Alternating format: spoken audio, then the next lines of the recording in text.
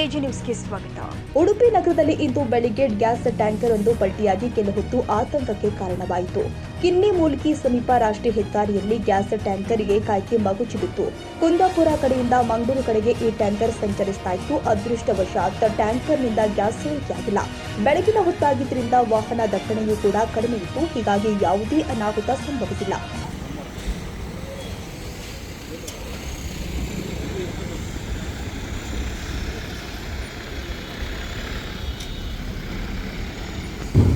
ಸ್ಥಳಕ್ಕೆ ಅಗ್ನಿಶಾಮಕ ದಳ ಸಿಬ್ಬಂದಿ ಆಗಮಿಸಿ ಸೂಕ್ತ ಮುನ್ನೆಚ್ಚರಿಕೆ ಕ್ರಮಗಳನ್ನು ಕೈಗೊಂಡಿದ್ದಾರೆ.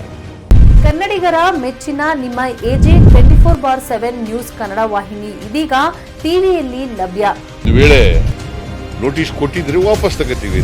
ಇವತ್ತು ವಕ್ಫ್ ಪ್ರಾಪರ್ಟಿ ಅಂತೇಳಿ ಬರ್ತದೆ ಅಂತ ಹೇಳಿದ್ರೆ ರೈತರ ಬೀದಿಗೆ ಬದಲು ಏನ್ ಮಾಡ್ಬೇಕಾಗತ್ತೆ? ಯಾರು ವೋಟ್ ಹಾಕಿಲ್ಲ ಅಂದ್ರೆ ಗ್ಯಾರಂಟಿನೆಲ್ಲ ಸ್ಟಾಪ್ ಮಾಡ್ಬಿಡ್ತೀವಿ.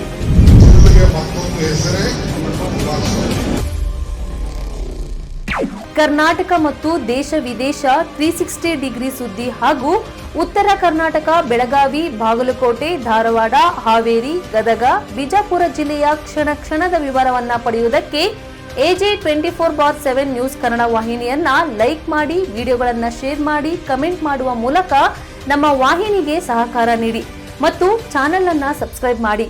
ಧನ್ಯವಾದಗಳು.